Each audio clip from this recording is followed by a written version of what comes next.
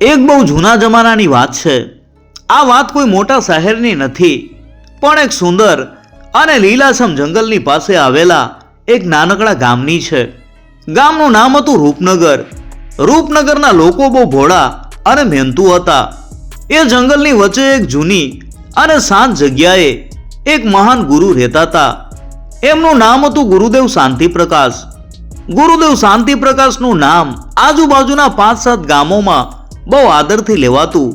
લોકો કહેતા કે ગુરુદેવની વાણીમાં તો સાક્ષાત સરસ્વતીનો વાસ છે અને એમની શિખામણ જે માને એનું જીવન સોના જેવું થઈ જાય। ગુરુદેવ પાસે દૂર દૂરથી શિષ્યો ભણવા આવતા। આ ગુરુદેવ પાસે એક શિષ્ય રહેતો હતો જેનું નામ કાળિયો હતું। કાળિયો દેખાવમાં થોડો કાળો હતો, પણ દિલનો એકદમ ચોખ્ખો અને સાફ હતો। એ જેટલો ભોળો હતો એટલો જ આળસુ પણ હતો। કાળિયાને મહેનત કરવી જરાય ગમતી નહીં। ગુરુદેવ જે કામ સોંપે એમાં એ કોઈને કોઈ બાનું શોધી લે। એક દિવસ સવારનો સમય હતો। સૂર્યદેવ હજી તો પહાડો પાછળથી ડોકિયું કરી રહ્યા હતા। આશ્રમની ગાયો આળોટી રહી હતી અને પક્ષીઓ મધુર ગીતો ગાઈ રહ્યા હતા। ગુરુદેવે કાળિયાને બોલાવ્યો કે બેટા કાળિયા। ગુરુદેવે શાંતિથી કહ્યું, આપણો કૂવો બહુ જૂનો થઈ ગયો છે। એના કિનારે લીલ જામી ગઈ છે અને પાણી પણ થોડું ઓછું થઈ ગયું છે। તું એક કામ કર, આજે આખો દિવસ મહેનત કરીને કૂવાની આસપાસનો વિસ્તાર અને કૂવાની અંદરની દિવાલો બરાબર સાફ કરી દે। કાળિયાએ આ સાંભળ્યું અને એનું મોઢું ઉતરી ગયું। મનમાં તો એને થયું કે હે ભગવાન, આટલું મોટું કામ, આખો દિવસ મહેનત કરવી પડશે। પણ ગુરુદેવ સામે ના પાડવાની એની હિંમત નહોતી। કાળિયાએ માથું હલાવીને હા પાડી, જી ગુરુદેવ, હમણાં શરૂ કરું છું। પણ કાળિયાએ કામ શરૂ ન કર્યું। એણે એક મોટું દોરડું અને એક ડોલ લીધી અને કૂવા પાસે બેસી ગયો। પછી મનોમન વિચારવા લાગ્યો, આ કૂવો તો એટલો ઊંડો છે કે આખી જિંદગી સાફ કરીશ તો પણ નહીં થાય। એના કરતાં તો કોઈ સહેલો રસ્તો શોધું। ત્યાં જ એને એક શિષ્ય યાદ આવ્યો જેનું નામ હતું મગન। મગન આશ્રમમાં સૌથી વધારે મહેનતુ હતો અને ગુરુદેવની દરેક વાત આંખ મીચીને માનતો। કાળિયો ઊભો થયો અને તરત જ મગનને બોલાવી લાવ્યો। અરે મગન, સાંભળ, ગુરુદેવે મને આ કૂવો સાફ કરવાનું કહ્યું છે, પણ મારો સ્વભાવ તો કલાકાર જેવો છે। હું ભારે કામ નહીં કરી શકું। તું તો બહુ બળવાન છે, તું મને મદદ કરીશ? હું તને સાંજે મારા ભાગનો નાસ્તો આપીશ। મગન તો સાવ ભોળો હતો। એણે તરત હા પાડી દીધી। બંને જણાએ મળીને કામ શરૂ કર્યું। મગન આખો દિવસ એકધારો ખંતથી કામ કરતો રહ્યો। કૂવાની આસપાસની ગંદકી દૂર કરી અને કૂવામાંથી થોડું પાણી બહાર કાઢીને દિવાલો પણ સાફ કરવામાં લાગ્યો। બીજી બાજુ કાળિયો તો માત્ર વાતો જ કરતો હતો। થોડી વાર ડોલ પકડે, થોડી વાર દોરડું ખેંચે અને પછી થાક લાગવાનું બહાનું કરીને આરામ કરવા બેસી જાય। સાંજે કૂવો એકદમ ચમકવા લાગ્યો। ગુરુદેવ જોવા આવ્યા। એમણે કૂવાની સ્વચ્છતા જોઈ અને ખૂબ ખુશ થયા। ગુરુદેવે કાળિયાના માથે હાથ મૂકીને કહ્યું કે શાબાશ બેટા કાળિયા, તે તો આજે આશ્રમને નવું જીવન આપ્યું છે। તારી મહેનતથી હું બહુ રાજી છું। કાળિયો શરમાવા લાગ્યો। મગન બાજુમાં ઊભો હતો। ગુરુદેવે જ્યારે કાળિયાને વખાણ્યો ત્યારે મગનના મનમાં જરાય ખરાબ ન લાગ્યું, કેમ કે એ નિસ્વાર્થ ભાવે મદદ કરતો હતો। પણ ગુરુદેવ તો જ્ઞાની હતા। એમને કાળિયાની આળસ અને એનું મગનને ફસાવાનું કામ બધું સમજાઈ ગયું હતું। ગુરુદેવ મનોમન હૈસા અને બોલ્યા કે બેટા કાળિયા, તારા આ કામથી ખુશ થઈને હું તને આજે મારી 5 શિખામણમાંથી પહેલી શિખામણ આપું છું। જો તું આ શિખામણ જીવનમાં ઉતારીશ તો તને સુખ અને શાંતિ મળશે। કાળિયો અને મગન બંને કાન સરવા કરીને સાંભળવા લાગ્યા। ગુરુદેવ બોલ્યા કે બેટા, ક્યારેય પણ આળસને તારો મિત્ર ન બનાવતો। દુનિયામાં આળસથી મોટો કોઈ દુશ્મન નથી। તારું પોતાનું કામ હંમેશા તારી જાતે કરજે, નહીં તો તું તારી જાતને જ છેતરીશ। ગુરુદેવની વાત સાંભળીને કાળિયો થોડો ઝંખવાઈ ગયો। એને સમજાઈ ગયું કે ગુરુદેવને બધી ખબર પડી ગઈ છે। પણ ગુરુદેવે એને ઠપકો આપવાના બદલે પ્રેમથી શિખામણ આપી. કાળિયાએ શરમાતા શરમાતા ગુરુદેવના પગ સ્પર્શ કર્યા અને બોલ્યો, હું તમારી વાત હંમેશા યાદ રાખીશ ગુરુદેવ. આમ કાળિયાએ આળસના રસ્તે કામ તો પૂરું કરી દીધું, પણ એની આળસ હજી નહોતી ગઈ. ગુરુદેવની પેલી શિખામણ સાંભળીને કાળિયાને થોડો સમય તો બહુ અફસોસ થયો. એને થયું કે પોતે આળસ કરીને ખોટું કર્યું છે અને હવેથી મહેનત કરવી પડશે. પણ આળસ એવી આદત છે કે તે સહેલાઈથી પીછો છોડતી નથી. થોડા દિવસ તો કાળિયાએ કામમાં ધ્યાન આપ્યું, પણ પછી ધીમે ધીમે એ પાછો બાનાબાજી કરવા લાગ્યો. કાળિયો ભલે ભોળો હતો, પણ એના મનમાં એક બીજો મોટો અવગુણ હતો, અસંતોષ. કાળિયાને હંમેશા એવું લાગતું કે ગુરુદેવ એને બહુ ઓછું મહત્વ આપે છે અને બીજા શિષ્યોને વધારે પ્રેમ કરે છે. એક દિવસ ગુરુદેવે આશ્રમના બધા શિષ્યોને બોલાવ્યા. એમણે કહ્યું કે બાળકો, આવતીકાલે સવારે આપણે જંગલમાં થોડે દૂર આવેલી એક ગુફામાં જવાનું છે. ત્યાં એક પ્રાચીન પુસ્તક રાખેલું છે, જેમાંથી હું તમને અમુક મંત્રો શીખવીશ. પણ યાદ રાખજો, ગુફાનો રસ્તો બહુ મુશ્કેલ છે અને ગુફામાં પહોંચતા પહેલા રસ્તામાં એક નાની નદી આવે છે, જે ચોમાસામાં ભયંકર બની જાય છે.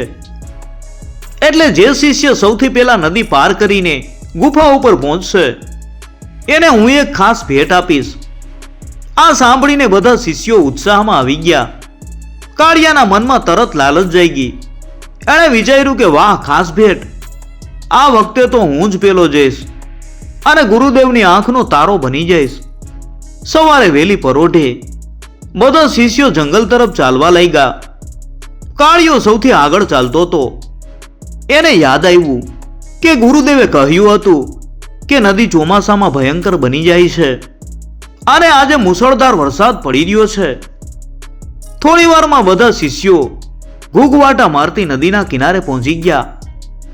નદીમાં પાણી ખૂબ ઝડપથી વહી રહ્યું હતું અને પથ્થરો ઉપર અથડાઈને મોટો અવાજ કરતું હતું.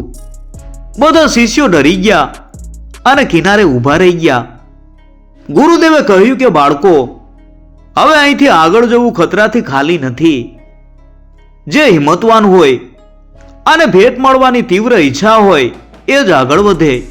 કાળિયાએ જોયું કે મગન, જેને એણે પહેલા દિવસે કામમાં ફસાયો હતો, એ પણ પાછળ ઊભો હતો. કાળિયો મનમાં હિંમત કરીને નદીમાં ઉતરવા ગયો, પણ પાણીના ધસમસતા પ્રવાહે એના પગ ડગમગાવી દીધા. કાળિયો ડરી ગયો. ત્યાં જ એને એક યુક્તિ સૂઝી. એણે મગનને બોલાવ્યો અને ધીમા અવાજે કહ્યું કે મગન, તું તો બહુ બળવાન છે અને તને તરતા પણ સારું આવડે છે. તું એક કામ કર, મને તારા ખભા ઉપર બેસાડીને નદી પાર કરાવી દે. હું તને વચન આપું છું કે ગુરુદેવ જે ખાસ ભેટ આપશે તે હું તને અડધી આપીશ. શું તું મારું વચન માનીશ? મગન થોડો વિચારમાં પડ્યો. નદી પાર કરવી જોખમી હતી, પણ કાળિયાની વાતમાં એને સહાયતાનો ભાવ દેખાયો. મગન તો સ્વભાવે સીધો હતો. એણે કાળિયાના વચન ઉપર વિશ્વાસ કર્યો કે ભલે કાળિયા, હું તારા વચન ઉપર વિશ્વાસ કરું છું. એમ કહીને મગને કાળિયાને પોતાના ખભા ઉપર બેસાડ્યો. મગને ખૂબ હિંમત અને મહેનતથી પાણીના પ્રવાહ સામે લડીને કાળિયાને સહી સલામત નદી પાર કરાવી દીધી. કાળિયો તો તરત દોડીને ગુફાના દરવાજા પાસે પહોંચી ગયો. ગુરુદેવ પણ થોડી જ વારમાં ત્યાં આવી પહોંચ્યા. ગુરુદેવે જોયું કે કાળિયો પહેલો પહોંચ્યો છે અને મગન હજી હાંફતો હાંફતો પાછળ આવી રહ્યો છે. ગુરુદેવ બહુ ખુશ થયા. એમણે કાળિયાને કહ્યું કે શાબાશ કાળિયા, તે હિંમત બતાવી. લે આ તારી ખાસ ભેટ. ગુરુદેવે કાળિયાને એક ચમકતો સુંદર પથ્થર આપ્યો. આ પથ્થર હકીકતમાં તો સામાન્ય હતો, પણ ગુરુદેવનો હાથ લાગવાથી એ અમૂલ્ય હતો. કાળિયો ભેટ લઈને બહુ રાજી થઈ ગયો. ત્યાં જ મગન નજીક આવ્યો. મગને ધીમેથી કાળિયાને યાદ કરાવ્યું કે કાળિયા, તને યાદ છે ને, તે મને અડધી ભેટ આપવાનું વચન આપ્યું તું. કાળિયાએ હવે પથ્થર પોતાના હાથમાં પકડી રાખ્યો હતો. કાળિયાના મનમાં લોભ આવી ગયો. એને લાગ્યું કે આટલો સુંદર પથ્થર હું કેમ મગનને આપું? કાળિયાએ મગન સામે જોયું અને હસીને કહ્યું, અરે મગન, તું પણ કેટલો ભોળો છે.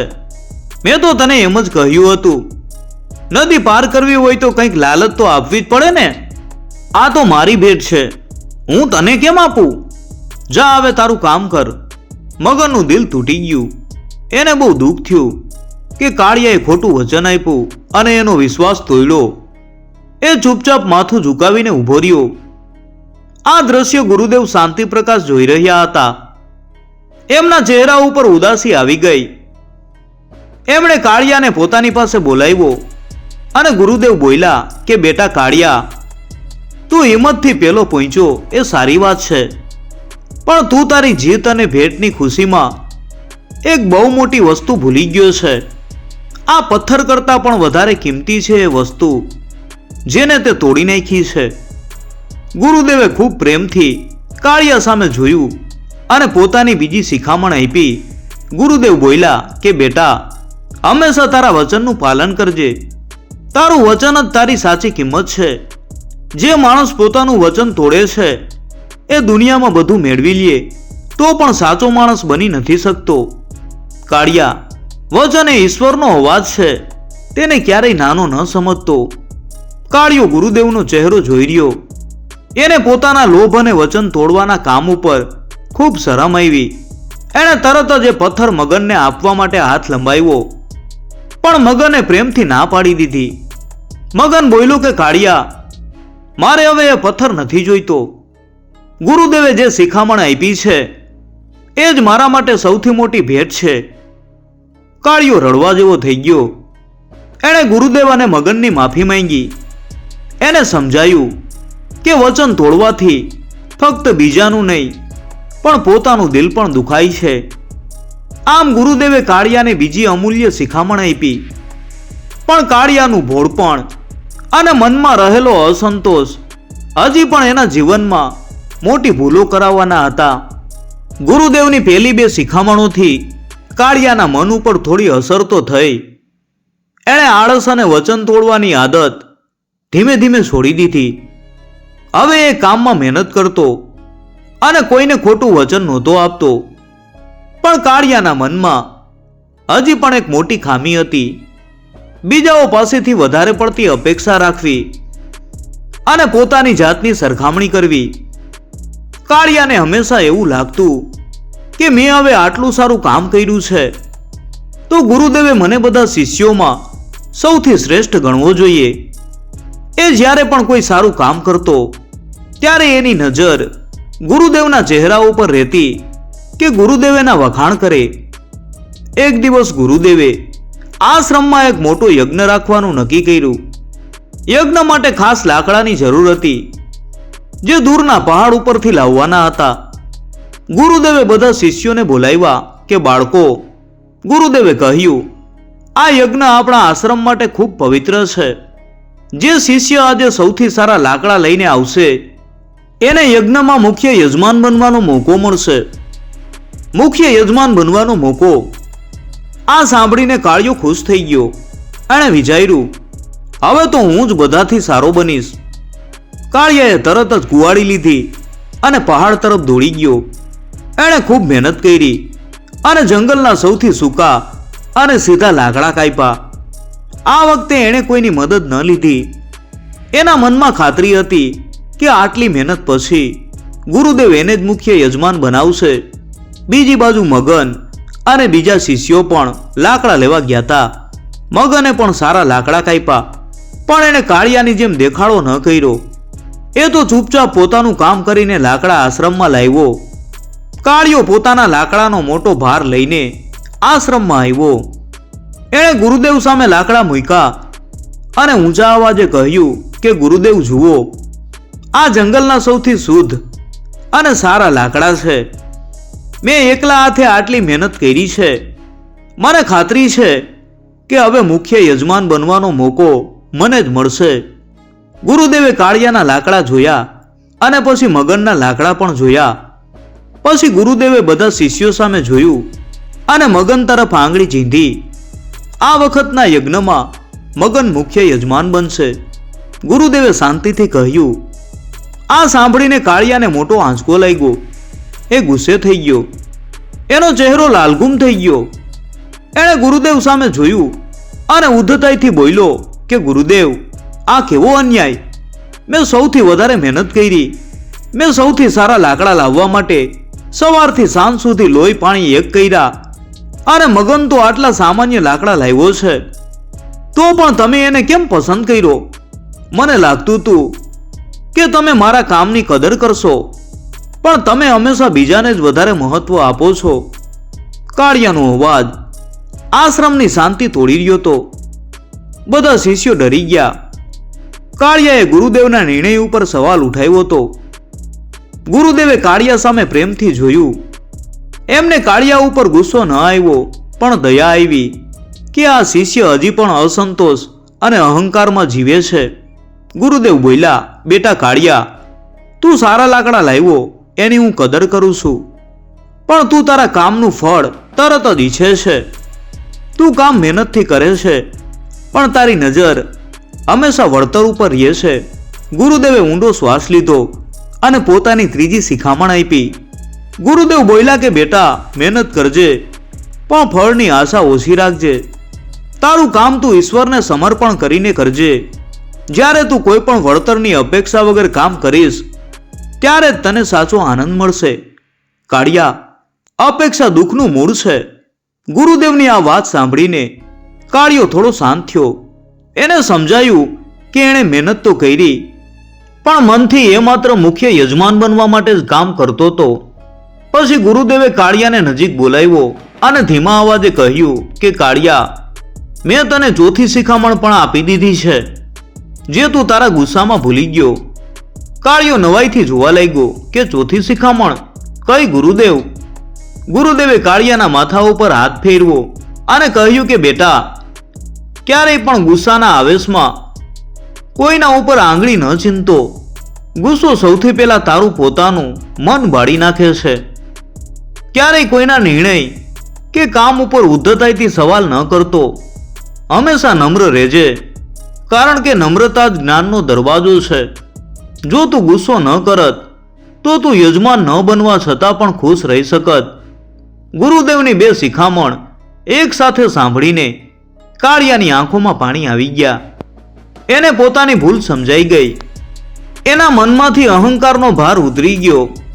એ તરત જ મગન પાસે ગયો અને એને ખુશ મનથી યજમાન બનવા માટે અભિનંદન આપ્યા. કાળિયાએ માથું નમાવીને ગુરુદેવના પગ સ્પર્શ કર્યા. એના દિલમાંથી હવે ખરેખર અફસોસ નીકળતો હતો. એણે શપથ લીધા કે હવે એ ક્યારેય ગુસ્સો નહીં કરે અને અપેક્ષા વગર કામ કરશે. ગુરુદેવ મનોમન રાજી થયા. કાળિયાના મનમાંથી 4 મોટા અવગુણો, આળસ, વચનભંગ, અપેક્ષા અને ગુસ્સો દૂર થઈ ગયા હતા. હવે બાકી હતી 5મી અને છેલ્લી શિખામણ, જે કાળિયાના જીવનને પૂર્ણ શાંતિ આપવાની હતી.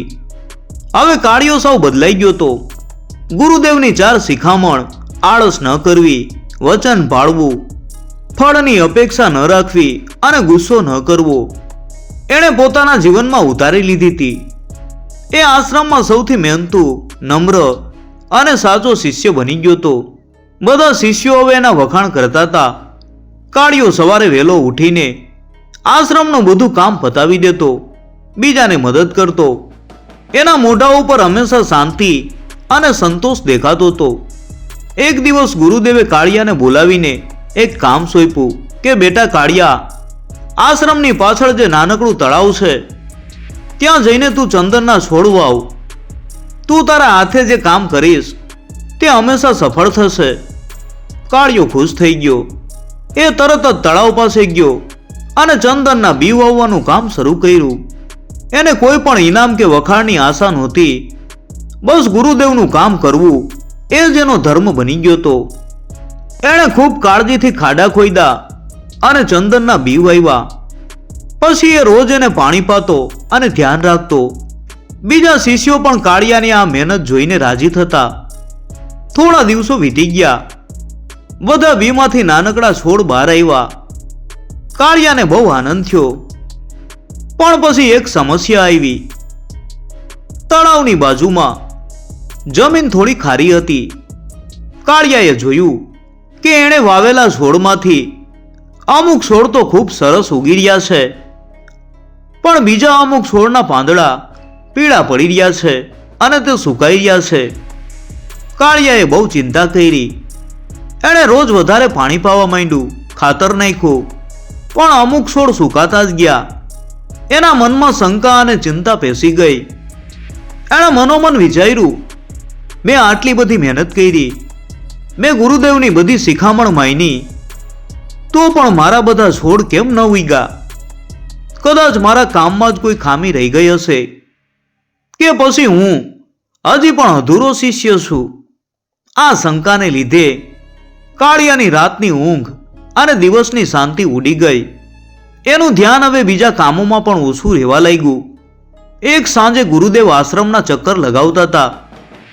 એમણે જોયું કે કાળિયો એક છોડ પાસે બેસીને ઉદાસ છે. ગુરુદેવ કાળિયા પાસે આવ્યા અને હસીને પૂછ્યું કે બેટા કાળિયા, તું કેમ ઉદાસ છે? તારા ચહેરા ઉપરની શાંતિ ક્યાં ગઈ?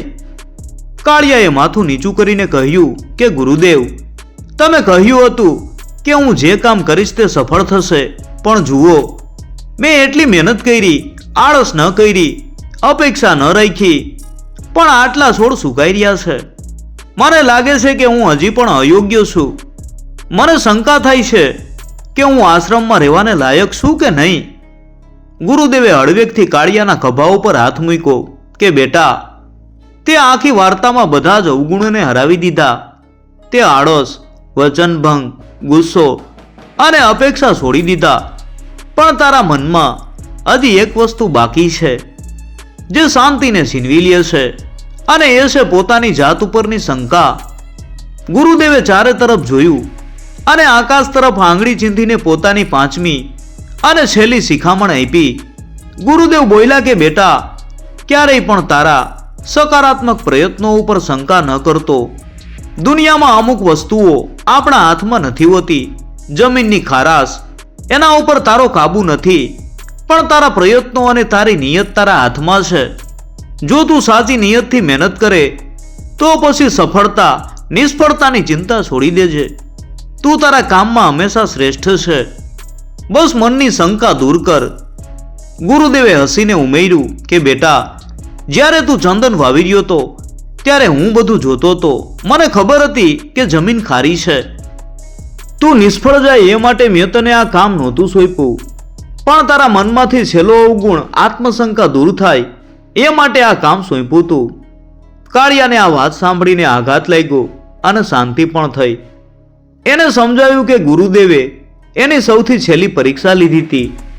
એ દિવસથી કાળિયાએ ક્યારેય કોઈ કામમાં શંકા ન કરી.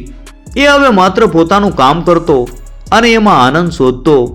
કાળિયો ખરેખર હવે કાળિયો મટીને એક મહાન અને શાંત શિષ્ય બની ગયો હતો. મિત્રો, આ વાર્તા આપણને શીખવે છે કે હંમેશા મહેનતું રહેવું, પોતાનું કામ જાતે કરવું, હંમેશા આપેલા વચનનું પાલન કરવું, કામનું ફળ શું મળશે એની ચિંતા કર્યા વગર કામ કરવું, હંમેશા શાંત અને નમ્ર રહેવું, અને સાચી નિયતથી કરેલા પ્રયત્નો ઉપર ક્યારેય શંકા ન કરવી.